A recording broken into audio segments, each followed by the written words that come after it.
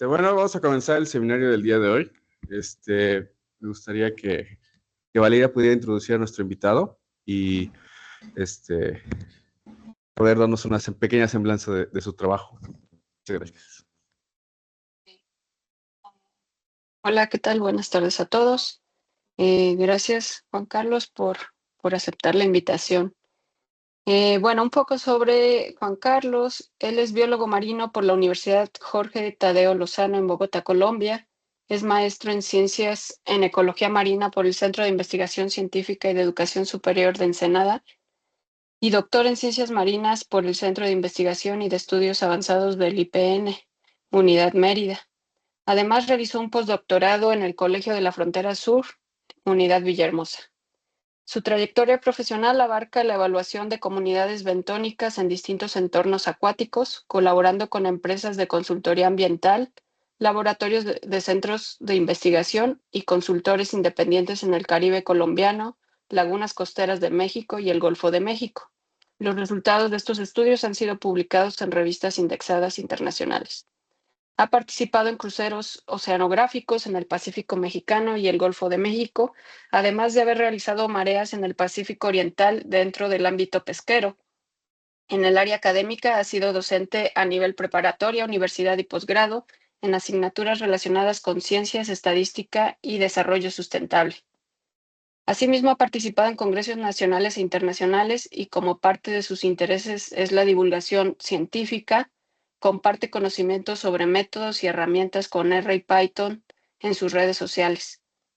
Muchas gracias, Juan Carlos, y adelante. ¿Qué tal? Buenas tardes a todos. Muchísimas gracias por la invitación. El trabajo que les vengo a presentar hoy es un trabajo que se está llevando a cabo, se realiza de manera paulatina entre los espacios libres que hay, y dado que es un trabajo dispendioso, pues lleva tiempo y lo voy haciendo por etapas. Entonces, el título de este trabajo para ustedes fue Sin batas pero con datos, monitoreo de especies en los ratos libres. Tenemos que tener en cuenta todos, como sociedad humana que vivimos en comunidades, nuestra alta capacidad para cambiar nuestro entorno y afectar la estructura del hábitat, generando ciudades y afectando también las áreas rurales. Y sin importar si vivimos en entornos urbanos o rurales, debemos ser conscientes que en el planeta Tierra se están generando dos procesos de manera simultánea: cambios en la calidad ambiental debido a nuestras actividades económicas y cambios ocasionados por la variabilidad natural de la Tierra, lo cual genera que tanto los ambientes naturales como urbanos se encuentren sometidos a disturbios, como lo muestra la fotografía, la fragmentación de hábitat debido a nuestras actividades económicas o la contaminación por residuos sólidos, como se puede ver con esta pequeña lata, o el aumento en la sedimentación por la presencia de un muelle o extensión o futura extensión como proyecto del mismo, lo cual genera un crecimiento anormal de algas que afectan la estructura de los ecosistemas. Y también nos vemos todos afectados, tanto las comunidades naturales como nosotros como humanos, por los disturbios que son de origen natural. Ejemplo de ellos son las erupciones volcánicas y los movimientos telúricos, los cuales afectan la distribución de todas las especies del planeta Tierra, incluyéndonos a nosotros, generando en nosotros pérdidas económicas. Sin importar si nos vemos o queremos estudiar disturbios o perturbaciones, el monitoreo periódico y sistemático de estos eventos permite la recolección de datos, los cuales permitirán a futuro o permiten estimar cuáles son los cambios que se pueden dar producto de nuestras actividades económicas, o qué medidas debemos tomar para poder enfrentar los procesos que nos generan los disturbios, que son de origen natural. Sin embargo, todas las evaluaciones y programas de monitoreo se ven fuertemente influenciados y afectados por retos metodológicos y limitaciones de tiempo y dinero, haciendo que este tipo de evaluaciones sean difíciles de llevar a cabo durante largos periodos de tiempo y en áreas extensas. permitiendo recolectar datos que nos permite determinar y establecer cómo podemos actuar de mejor manera a lo largo del tiempo. Sin embargo, como ciudadanos, todos podemos actuar para solucionar o solventar estas situaciones. Y en este entorno y en estas condiciones, ciudadanos organizados, si me están viendo, disculpen porque me empecé a escuchar a mí mismo. Ciudadanos organizados e informados, representados por voluntarios, tienen la fuerte capacidad de generar iniciativas independientes de ciencia ciudadana, las cuales permiten evaluar, como lo están viendo en este momento, la radiación ocasionada por la fusión de la planta nuclear en Fukushima, el manejo y seguimiento de residuos sólidos a través de la plataforma Literati, evaluar la calidad del aire, la contaminación lumínica, generar de manera independiente mapas que permiten después hacer planes de ordenamiento territorial sin depender de Google Maps o identificar plantas. Todos estos han sido realizados por ciudadanos organizados. Algunos de ellos se han integrado a la academia luego de haber sido llevados a cabo. Por otra parte, cuando el personal científico de centros de investigación y universidades o entidades del Estado realizan la concientización y capacitación de la población, se generan iniciativas de ciencia ciudadana que han permitido, entre otras cosas, evaluar la biodiversidad, la biodiversidad de aves, de otras especies de vertebrados, reptiles e insectos, favorecer los programas de conservación y protección de polinizadores e incluso ayudar a la investigación de cómo se da el plegamiento de las proteínas. Esto por ciudadanos que no son entrenados. Esta última simplemente funciona como una plataforma en la cual los ciudadanos resuelven problemas o resuelvan problemas espaciales, los cuales permiten determinar y han mejorado la investigación de cómo funcionan las proteínas, lo cual es muy útil para la investigación de enfermedades. Este tipo de iniciativas son tan fuertes que han pasado la evaluación por pares y han dado origen a diferentes publicaciones científicas en revistas indexadas. Prueba de esto lo podemos ver prácticamente en esta presentación comparando dos plataformas, Global Diversity Information Facility, el GBIF, el cual es un repositorio descentralizado que integra los datos, los organiza y facilita su acceso en línea. ¿De qué se encarga? Integra todos los datos que los centros de investigación colocan en la plataforma, los estructura y normaliza utilizando un formato establecido para esta plataforma y da acceso y búsqueda a través de su página en internet. Sin embargo, a través de estos datos de GBIF España, una disculpa, el 41% de esta información es aportada por las instituciones públicas. El sector académico aporta el 25% y el privado el 0.01%, mientras que a través de iniciativas de ciencia ciudadana se aporta el 33.8%. Estos valores van a cambiar de país en país. ¿Por qué? Porque la realidad económica, la seguridad financiera y alimenticia hace que los pobladores de las diferentes áreas alrededor de la Tierra tengan mayor capacidad de dedicarse al ocio y actividades de entretenimiento o no.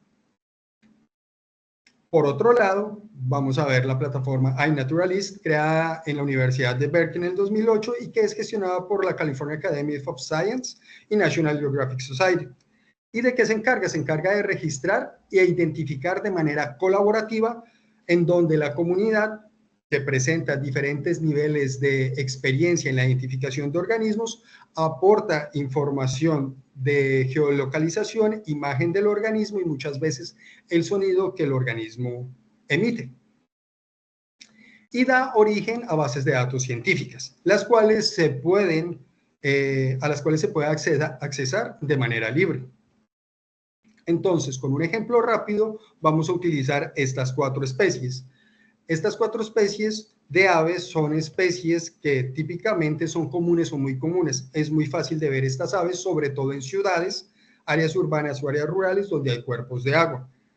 Se encuentran tanto en agua salobre como dulce, en áreas urbanas, como ya lo dije, y tienen una tolerancia de alta a intermedia con la presencia humana o interacción con los humanos. De estas especies, a través de la plataforma GEFIF, podemos ver cómo hay una gran cantidad de datos para Norteamérica, el suroeste de México, y los valores de abajo son los del estado de Tabasco, 361 datos. Esta plataforma, como ya vieron, tiene y recibe datos de diferentes instituciones. Sin embargo, si vemos por iNaturalist la misma información, vamos a ver cómo los valores aportados son mucho mayores. Y en este conjunto de valores que les estoy presentando, solo estoy utilizando los valores que son confirmados y los valores de nivel de investigación. Los valores de las personas que saben poco no los utilicé, y aún así, a través de Ciencia Ciudadana se puede observar cómo más o menos se puede llegar a triplicar los valores para el estado de Tabasco. Entonces, siendo un biólogo marino viviendo en Villahermosa, para esa época pensaba todo el tiempo, trabajo con organismos marinos, me especialicé en el trabajo de organismos marinos, ahora estoy trabajando con este otro tipo de invertebrados, y como ciudadano y en el término de mi postdoctorado, pues lo que hago es pasear a mi perro en un área en la que se encuentran este tipo de especies. Esta área tiene una gran cantidad de árboles, y como en el medio marino, los árboles cambian la estructura del hábitat. Y haciendo una comparación gruesa con corales, esponjas y otras especies marinas sésiles, sí, lo cual significa que están adheridos al sustrato, al suelo marino, y no se pueden mover, cambian la estructura tridimensional del ambiente en el que se encuentran, generan microhábitats, lo cual aumenta la diversidad y la abundancia porque hay más lugares donde los organismos pueden habitar y pueden desarrollar su ciclo de vida, filtran y reciclan los nutrientes, favoreciendo y aumentando la calidad del ambiente. Entonces, ¿cómo voy a hacer esto? Si programo en R, mi conocimiento en Python es limitado, y a pesar de que he hecho diferentes cursos, cuando voy a llevarlos a cabo, veo que tengo problemas con las paqueterías porque hay conflictos entre los programas que tengo y, ejemplo, la plataforma que utilizo actualmente, que es Windows. Primero, voy a dejar de lado todo lo que es datos y software y hardware, y voy a saber qué es lo que voy a identificar. Al comienzo, como cualquier ciudadano, decía que veía pájaros. Luego, a través de hacer evaluación, de buscar por internet, me di cuenta que veía dos pájaros supuestamente, Egreta tricolor y Egreta tula, las dos garzas. Y estaba muy contento porque iba a ser un modelo de dos especies. Sin embargo, me di cuenta que una de ellas tenía un pico amarillo, Ardea alba. Todo este conocimiento como un ciudadano simplemente que va a caminar al parque. Entonces, lo que hice fue hacer una búsqueda rápida en internet, y me di cuenta que uno de los mejores artículos para estas comunidades fue publicado por Jerez Ramírez y colaboradores en el 2023, los cuales evaluaron los parques que se encuentran en esta área, alrededor de esta área. Esto es un cuerpo de agua que se llama la Laguna de las Ilusiones, que se encuentra en Villahermosa, Tabasco, y que cubre diferentes partes de la ciudad. Nuevamente, como pueden ver, revisé los valores que se aporta a partir de iNaturalist de estas especies, y se puede observar cómo hay una gran densidad de estas aves en el área de Villahermosa, y sin embargo no se encuentran muchos artículos científicos, lo cual puede suceder por dos razones. O no se está realizando esta investigación, o la investigación se realizó hace mucho tiempo y mi búsqueda no fue exhaustiva. Entonces, ¿qué hice?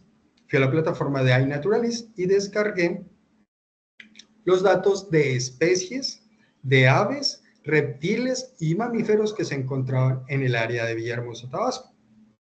Y durante 7 meses traté de hacer un muestreo periódico llevando el celular. No siempre que asistía a los parques llevaba el celular, así que hay muchas fechas que no están cubiertas para la presente investigación que hoy les estoy mostrando.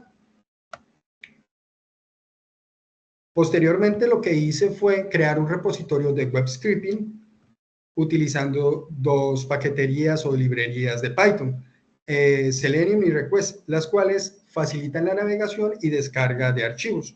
Utilicé como driver Google Chrome como navegador, y para obtener los archivos utilicé selectores XPath, y el script que escribí con mucho trabajo hacía clic en las miniaturas para después abrir la miniatura más grande, copiar la URL, enlistarlas y posteriormente descargarlas a un directorio de salida. Todas las imágenes fueron etiquetadas en formato YOLO utilizando Labeling, el software Labeling de Python, o pues que corre a través de Python, en el cual se generan etiquetas en archivos TXT que tienen 5 valores.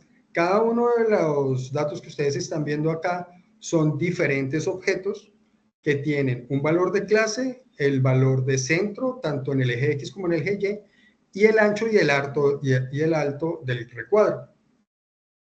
Y los números 12, 11, para esta investigación corresponden a objetos plásticos, a basura plástica, como botellas y bolsas plásticas. Todos estos valores están normalizados porque están entre 0 y 1 o se mantienen entre 0 y 1. Posteriormente, para aumentar la cantidad de datos, ya que no siempre se consigue una gran cantidad de información a través de Internet, realicé Data Augmentation, la cual la pueden realizar a través de sitios de Internet que ofrecen este servicio de manera gratuita. El primero de manera gratuita, completamente gratuita. El segundo tiene unos créditos que se agotan, o pueden utilizarlo a través de OpenCV. No utilicé TensorFlow porque tuve muchos problemas para el manejo de esta información utilizando esa librería. El resultado del Data Augmentation lo presento en pantalla y simplemente se va cambiando el ángulo y disposición de las imágenes, permitiendo tener una mayor cantidad de datos. Luego dividí los datos en dos sets, uno para entrenamiento y uno para validación del modelo, los cuales tienen una carpeta de imágenes y una carpeta de etiquetas que tienen el mismo nombre. El entrenamiento del modelo lo utilicé usando Python a través de la plataforma de Google Colab, y utilizando el modelo YOLO lo utilicé a través de la paquetería, o lo usé a través de la paquetería Ultralytics, la cual fue un cambio significativo para mí a la hora de realizar este proyecto y a lo largo de que he estado realizando este proyecto. Con los datos de detección hice la comparación entre modelos, calculé las abundancias, calculé índices de diversidad local y de diversidad beta utilizando las paqueterías de R, de Betapart, Adiospatial y Vegan.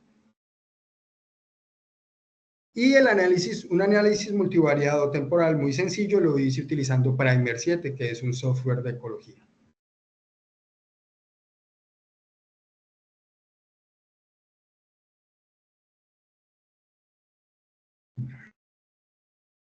Muy bien, vamos con los modelos.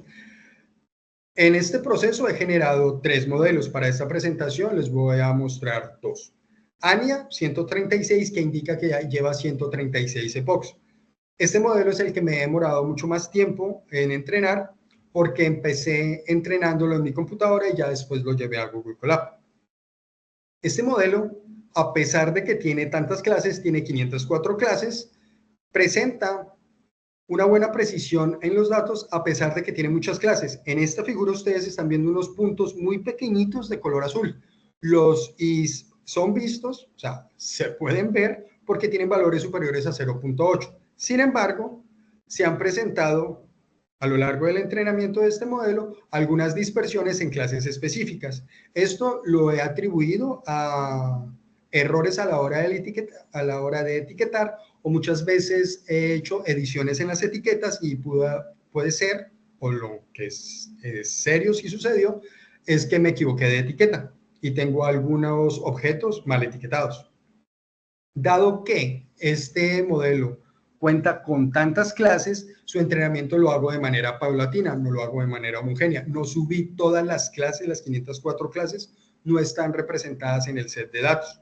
Por eso, en la curva F1 de confianza se puede observar como el valor de todo el modelo es de 0.38, eso significa que 0.38 es el valor de confianza con el cual se estima que el modelo realiza las mejores detecciones de todo el conjunto y cómo se ve de manera irregular el resto de las clases individuales, unas muy irregulares y unas muy elevadas. Las más elevadas son de las garzas y los plásticos.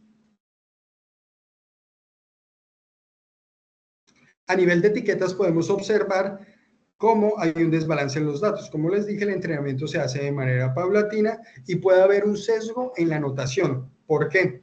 Porque al yo realizar el repositorio a través de web scraping, la mayoría de las fotografías que están en internet son fotografías que tienen cierto grado de composición y suelen tener el objeto en el centro.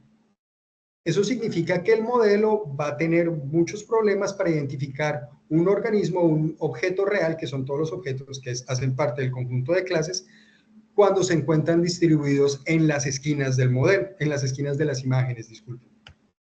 Nuevamente esta imagen nos está mostrando cómo la mayoría de los objetos que se han utilizado para el entrenamiento y validación del modelo se encuentran en el centro. Y aquí podemos ver cómo hay una gran cantidad de objetos pequeños. Eso significa que ANIA va a tener hasta el momento o presentará hasta este momento, con el nivel de entrenamiento que tiene, dificultades para identificar objetos grandes. En el correlograma de etiquetas se puede observar cómo los histogramas nos están indicando que la posición central de los objetos se mantiene tanto en el eje X como en el eje Y y que hay una gran cantidad de objetos de pequeño tamaño. También se observa que hay algunos objetos grandes que se encuentran en los bordes. Y nuevamente aquí se observa cómo hay una dominancia de objetos pequeños en el conjunto de datos con los que se está entrenando el modelo. Estas curvas que presento, la de precisión confianza y la curva de precisión recal, nos está indicando que hay unas clases que son muy irregulares, lo cual puede dificultar su detección, y que hay un descenso grande debido a que hay muchas clases y no todas están entrenadas de manera adecuada.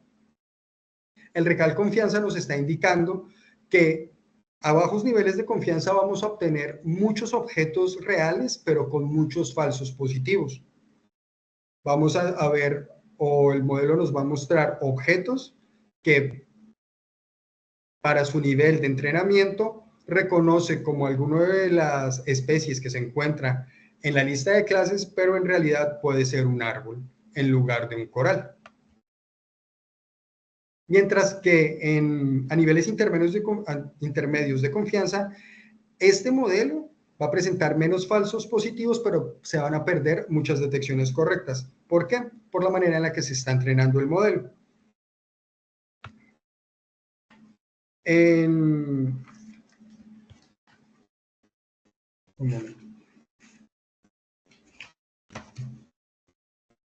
En las curvas de entrenamiento podemos observar cómo se ve que el proceso de entrenamiento se está dando y el modelo está aprendiendo, va disminuyendo el error. Sin embargo, aquí podemos observar cómo en la pérdida de clasificación hay un ligero aumento de los valores, lo cual es indicador de que puede estarse presentando un sobreajuste. ¿Qué sucede? Cada vez que se entrena el modelo hay que subir datos. Y lo que hago es subir datos de nuevas clases, pero para no generar estos procesos debo aumentar el resto de los sets de datos que ya cuenta, con los que ya se ha entrenado el modelo. Coloco nuevas imágenes para que no se presente eso. Y lo que nos está indicando esta figura es que, al menos en el último entrenamiento, no subí imágenes de las clases con las que ya ha sido entrenado. Y este puede ser el resultado de esa acción. Vemos que hay una reducción de las detecciones erróneas a lo largo del tiempo, que está encontrando los objetos con los que se entrena de manera correcta y que las detecciones van aumentando con el tiempo. Por otro lado, les presento el modelo TIWE. 125. Este modelo fue realizado específicamente para este seminario. Este modelo cuenta con muchos menos datos y está compuesto por aves, objetos plásticos porque se encuentran en todos los parques a los que yo asistí, vertebrados y reptiles.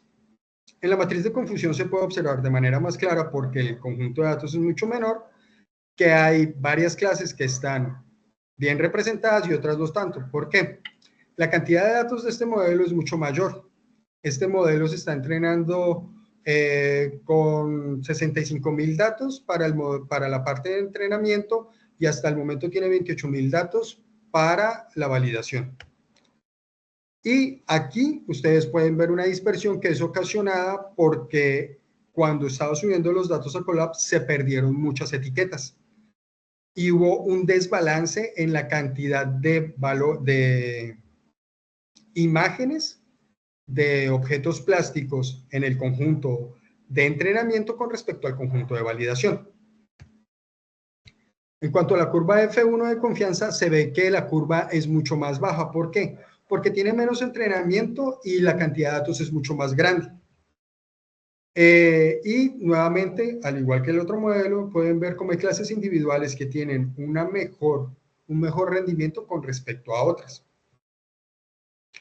Al igual que el anterior modelo, como realicé un repositorio utilizando imágenes de Internet, podemos ver que primero, por la pérdida de los datos de los plásticos, se ve un desbalance marcado a este nivel y unas cuantas clases que presentan pocos datos acá.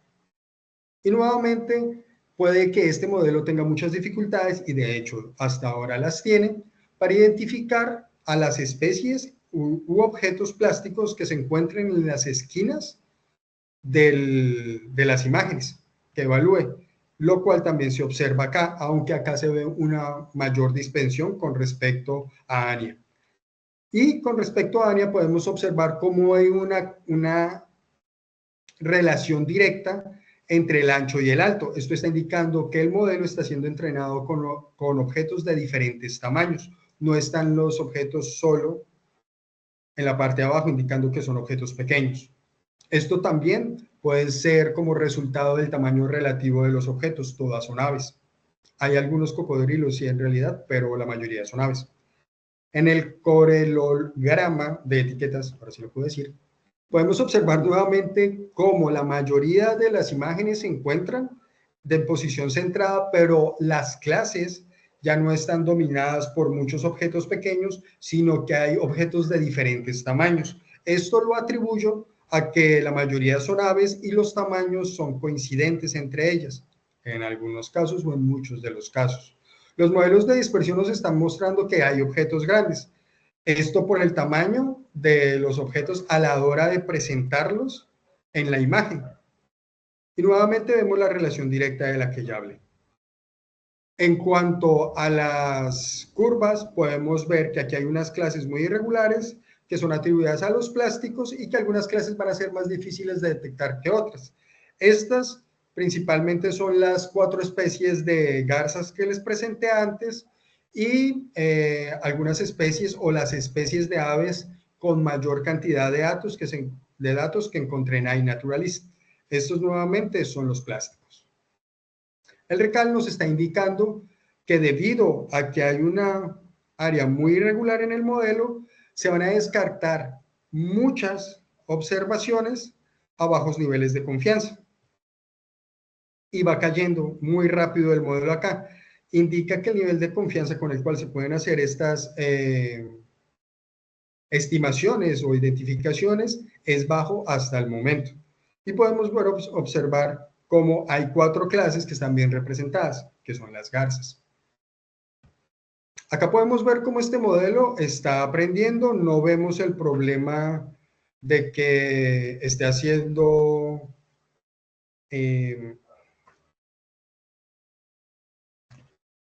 aquí no estamos viendo pérdidas en el entrenamiento, vemos cómo está disminuyendo el error.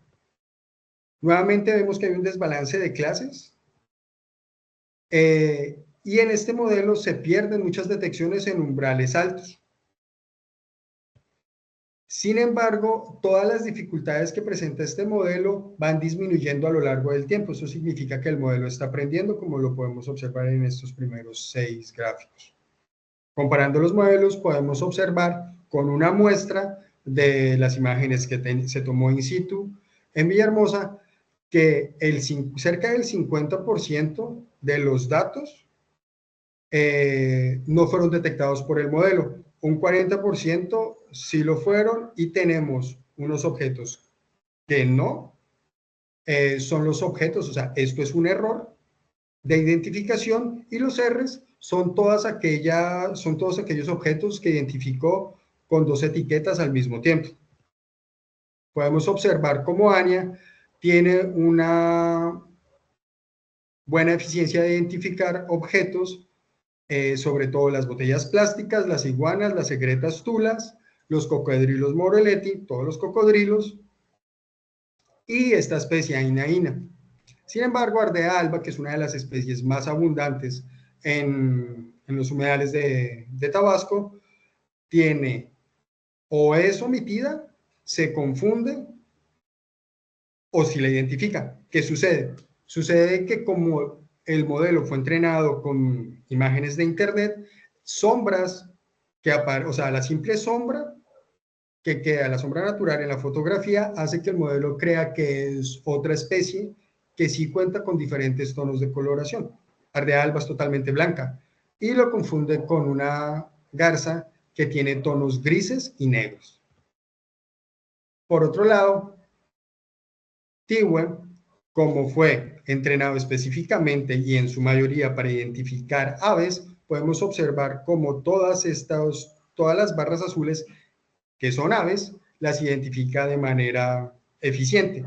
También podemos ver cómo tiene cierta eficiencia para identificar a Cocodrilus morelletti, lo cual no siempre lo hace de manera eficiente, y muchas veces Tiwe le gana a Anya y viceversa con algunas imágenes, y cómo, me disculpa, hay errores por completo de otras especies.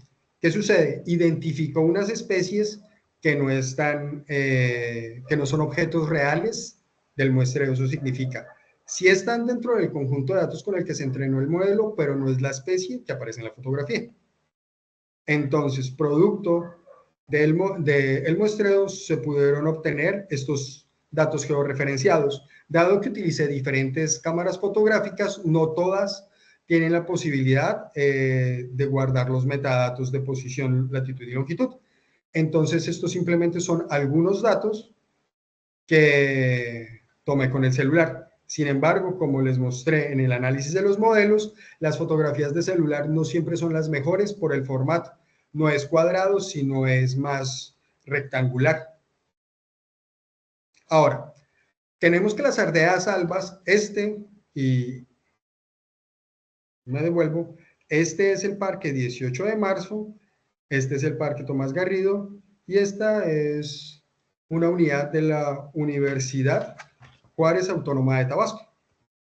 Entonces, tenemos que las ardeas albas se encuentran distribuidas en el parque 18 de marzo, principalmente en esta área, debido a que en esta zona hay la presencia de este árbol caído, y hay otros árboles que se encuentran caídos más adelante, favoreciendo o aumentando la complejidad estructural del área, y de acuerdo a la etología o el comportamiento de esta ave, prefiere lugares elevados, entre 1 a 3 metros, para distribuirse.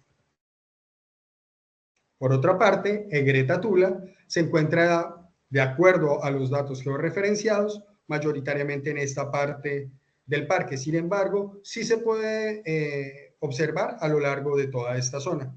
Ahora, ¿por qué este punto está acá? En realidad es porque realizan una actividad de vuelo de ida y regreso. O sea, van hacia un árbol que se encuentra enfrente, cruzando esta área, este árbol, y regresan al punto donde aparece este dato. Y por otro lado, tenemos que el cocodrilo o Cocodrilus morelletti se encuentra mayoritariamente en esta área. Esto porque nuevamente son las fotografías que están georreferenciadas. Sin embargo, esta especie se encuentra o sale de manera regular de la laguna y se acomoda en diferentes áreas de la orilla para hacer termorregulación.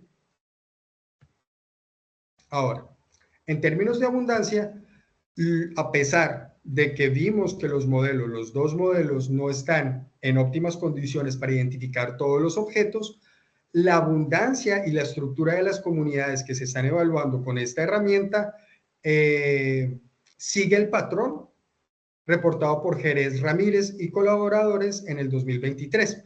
Ellos lo que hicieron fueron observaciones de aves y muestreo para aves, tal como lo hacen los ornitólogos. De hecho, imagino que son ornitólogos. Mientras que esto se realizó a través de muestreos de ciencia ciudadana, en los cuales un ciudadano simplemente camina y realiza capturas con su cámara de los objetos que ve cuando pasea. Los índices de diversidad de riqueza de especies son bajos, y esto se lo atribuyo a un bajo recal, dado que pese a que puede que se presenten especies en las imágenes, el modelo no está capturando todos los objetos reales que se encuentran en ellas. Por otro lado, a pesar de este sesgo, en los modelos se puede observar como la diversidad de especies, la cantidad de especies o la abundancia de especies distribuidas entre las diferentes taxas que están en el parque, se encuentra no solo dentro de los rangos que aporta Jerez y Ramírez, sino que son superiores. Esto se atribuye a que este modelo evalúa tanto las aves como los reptiles y algunos mamíferos. Estos dos índices que les muestro es la uniformidad, cómo se distribuyen los valores de abundancia a lo largo de todas las especies, y la dominancia, cuando una especie presenta más abundancia con respecto a otras, es dominante y es la que tiene la mayor capacidad de consumir los recursos que se encuentran en esa área, siempre y cuando hayan otras especies con las cuales compiten. Entonces, los valores elevados de uniformidad o equidad, y esta fluctuación en la dominancia se debe principalmente en el muestreo M1 a la presencia de Ardea alba, la cual fue el único objeto real detectado por el modelo. Mientras que en el resto de los muestreos la presencia de diferentes especies favoreció que los valores de abundancia se distribuyeran entre estas diferentes especies, disminuyendo la dominancia. Aquí solo tenemos tres organismos de la misma especie.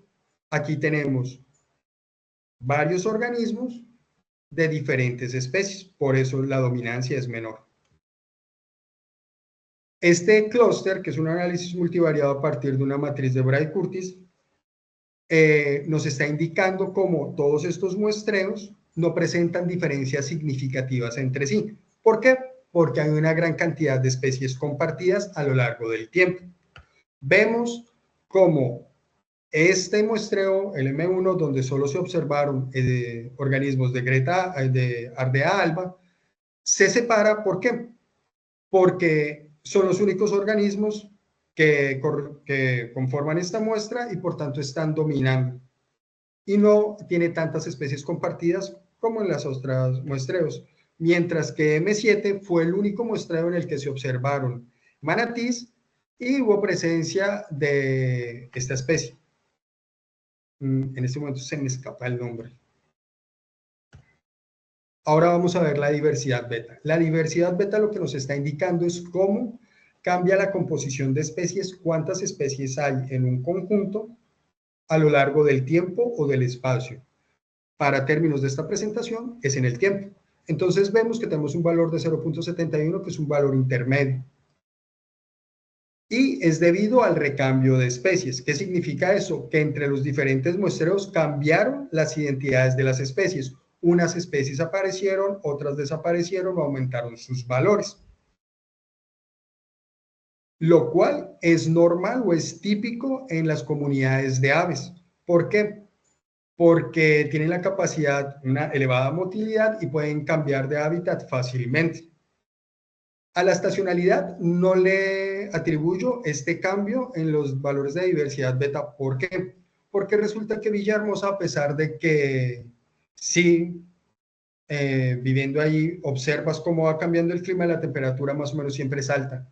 Entonces puede que haya un cambio estacional, pero para los valores, y como vimos en el anterior análisis, se observa que la estacionalidad está más debida a cómo detectó el modelo los objetos que a la estacionalidad per se.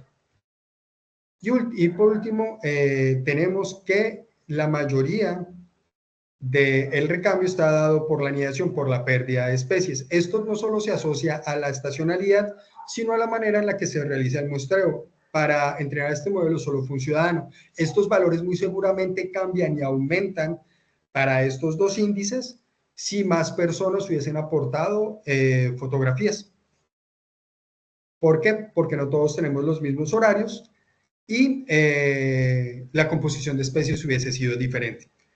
Este índice que les estoy mostrando o la figura les muestro el valor de probabilidad del índice de contribución local a la betadiversidad. Aquí podemos observar cómo el último muestreo en el que se encontró el manatí tiene un valor por debajo de 0.05, lo cual indica que la presencia de manatíes cambia la estructura y composición de todo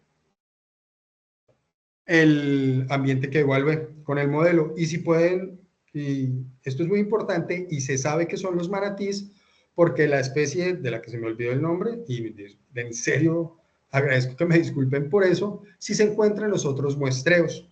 Y acá podemos ver cómo Ardea alba, que era una especie dominante, también presentó un valor mayor a 0.05. Entonces esto nos está indicando que la Laguna de las Ilusiones en el Parque 18 de Marzo debe ser un lugar preservado, cuidado y monitoreado. ¿Por qué? Porque la presencia de manatíes lo hace estructuralmente único. Entonces, y los manatíes son una especie protegida y ese esfuerzo de preservación en un área urbana es muy importante y puede llegar a ser ejemplo para otras ciudades a nivel mundial. Como conclusiones de este trabajo, tengo que se deben incluir en los datos de entrenamiento y validación imágenes in situ, para evitar los sesgos en la composición de las imágenes que se encuentran por Internet. También que debo incluir imágenes con diferentes dispositivos para mejorar la calidad de los datos. ¿Qué sucede? Sucede que la SportCam, con la que realicé muchos de los videos, la calidad de la imagen es muy diferente a las imágenes del celular, de Internet y de la cámara que poseo. Y muchos, y en realidad gran cantidad de los videos que no presenté hoy, no tienen detecciones y se lo atribuyo a la calidad de la imagen, lo cual es un problema de generalización. Entonces, como utilicé diferentes dispositivos y no todos permiten registrar la ubicación, es necesario para cualquier persona que realice esto y para mí en el futuro, que si voy a realizar registros fotográficos, utilice un dispositivo que sí toma esta posición para asignar esa localización al resto del conjunto de imágenes. También que debo incluir en los datos aumentados especies ubicadas en las esquinas para mejorar la generalización en el modelo. Y que los modelos deben seguir en la fase de entrenamiento hasta que estén todas las clases balanceadas. Las detecciones obtenidas con el modelo TIWE resulta de los datos utilizados porque es dedicado a aves. Su éxito en la identificación de aves es que el conjunto de datos es muy grande, la cantidad de clases es pequeña y está enfocado casi todas las aves. Muchas veces los plásticos los identificó ANIA en lugar que TIWE, porque, como ya les comenté, al subir los datos los perdí. Entonces ANIA sí tiene todo el conjunto de datos de plásticos, macroplásticos. A pesar de que el recal es bajo, eso significa que a la hora de evaluar una imagen, el modelo no reconoce todos los objetos e incluso puede que unos objetos los identifique mal. Los patrones de diversidad siguen los reportados por investigadores expertos en el área, que los valores de diversidad beta indica que es necesario generar o mantener programas de vigilancia ambiental para mantener y mejorar la presencia de manatíes en el área evaluada. Agradezco al CIMA por la invitación, al Sistema Nacional de Investigadores del cual hago parte, a la doctora Valeria Soto Mendoza por hacerme la invitación, al igual que al Centro de Investigaciones de Matemáticas Aplicadas de la Universidad de Coahuila, a la doctora Giovanna León Pech, quien me ha permitido realizar parte del muestreo con dispositivos en algunas de sus actividades académicas, a mis familiares y amigos. Muchísimas gracias por su amable atención, y esto es lo que sucede cuando no se genera, pues cuando no se generaliza bien o no se generaliza bien.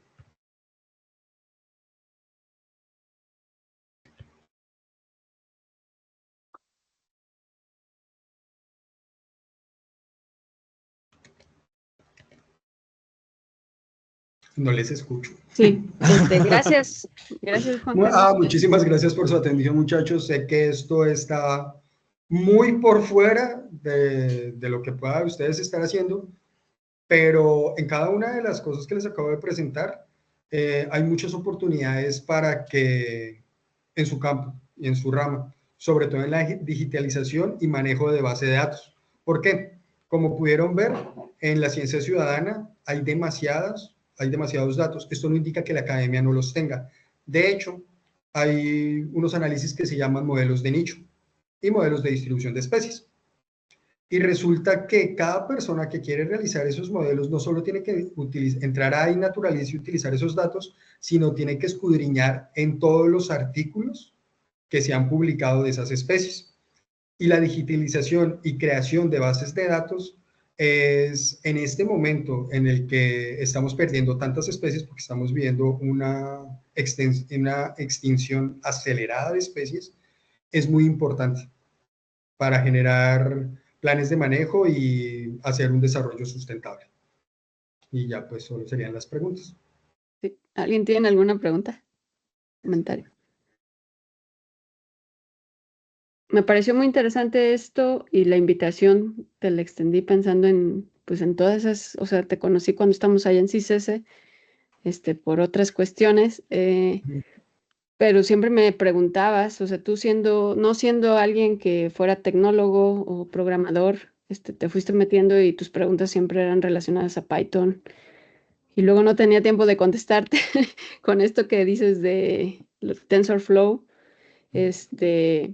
pero creo que es interesante cómo fuera de toda esta parte tecnológica te has podido meter, y a lo mejor cuestiones muy técnicas, pues te ha costado entenderlas, o sea, de cómo se comportan ahí los modelos.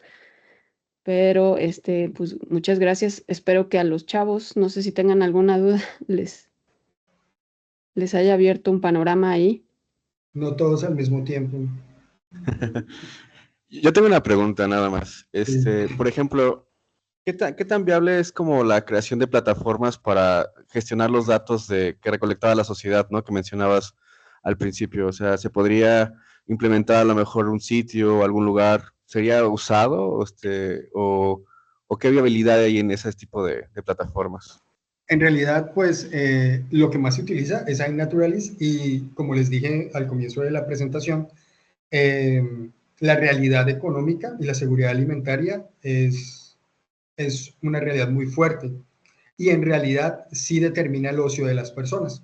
En países desarrollados la ornitología es una actividad muy común, y en México, México tiene también una tradición en ornitología muy grande, larga, y la verdad, generar nuevas plataformas, uno termina perdiéndose, porque aparte de iNaturalist está Obis, está eBird. De hecho, inicié esto también porque entré a eBird y resulta que no tiene registros eBird para esas garzas en Tabasco. Y ustedes pueden ver como el mapa de Tabasco de iNaturalist pues tiene 900, mientras eBird tiene 300. Entonces, en este momento, por desconocimiento, lo que yo sugeriría sería crear un centro un centro de datos de toda la biodiversidad de México, evaluada por la academia, más que el YEVIF. Y eso se puede hacer fácilmente porque, al igual que cualquier emprendimiento que se desee realizar en México, la mano calificada, que a veces se dice que no está, se puede obtener de manera fácil en un lapso de 2 a 4 años. ¿Por qué? Porque existe el CONACYT. En este momento olvidé cómo se llama ahora, pero a través del CONACYT se puede generar en México mano de obra calificada para generar y desarrollar cualquier industria, con maestros en ciencia y doctores. En un lapso de 4 años se obtienen más de 3 o se obtienen al menos 3 cortes de maestros en ciencias y una corte de doctores. Y si las tesis las realizan de manera aplicada, pueden realizar cualquier tipo de industria. Miren, una de las bases de datos que dicen que es fácilmente encontrable, yo no la encontré, es donde están por ejemplo, por dónde pasan los oleoductos. No sé si eso es información sensible. Yo sé que en mi país sí es sensible, no sé qué tan sensible sea aquí en México, pero para muchas evaluaciones de biodiversidad, entrar, así sea registrándose y demostrando que perteneces a una entidad de gobierno o alguna entidad que se registre, pues una empresa, una consultora, las personas puedan saber por dónde van. Eso facilitaría muchísimo los muestreos. Muchas veces cuando otorgan los contratos, sí se tiene esa información, a veces no. Entonces, esto se puede aplicar para cualquier tipo de industria. Y, por ejemplo, utilizando la paquetería de OpenCV, se pueden realizar rasters utilizando con diferentes colores, marcando con diferentes colores cada una de las industrias que hay en el país. Esto ya saliéndome de lo que es biodiversidad. Perfecto. ¿Alguna otra pregunta?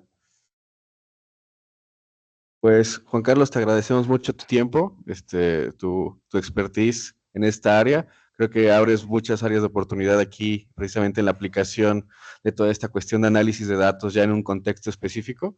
Y le voy a pedir a la doctora Valeria si puede compartir por ahí la constancia que se te hará llegar después por correo, ¿sale? En cuanto a Muchísimas agradeciendo gracias. también haber participado aquí en nuestro seminario de inteligencia artificial. Entonces, le voy a pedir a Valeria si nos puede apoyar leyéndola, por favor. Sí, ¿se ve en pantalla? Sí. La Universidad Autónoma de Coahuila, el Centro de Investigación en Matemáticas Aplicadas, Cuerpo Académico de Computación Científica y sus aplicaciones y el Programa de Maestría en Ciencia de Datos y Optimización otorgan la presente constancia al doctor Juan Carlos Rubio Polana por haber impartido la conferencia Sin bata pero con datos, monitoreo de especies en los ratos libres, y firma el doctor Félix Saucedo Sendejo, director del Centro de Investigación en Matemáticas Aplicadas de la UADEC. 27 de febrero del 2025 en Saltillo, Coahuila, México. Muchas gracias. Muchísimas gracias. Muchas gracias a todos por su tiempo. Que tengan un feliz fin de semana. Si es fin de semana. Sí, sí es fin de semana. Gracias. Muchas gracias a todos. Hasta luego. Hasta luego. Gracias, hasta luego.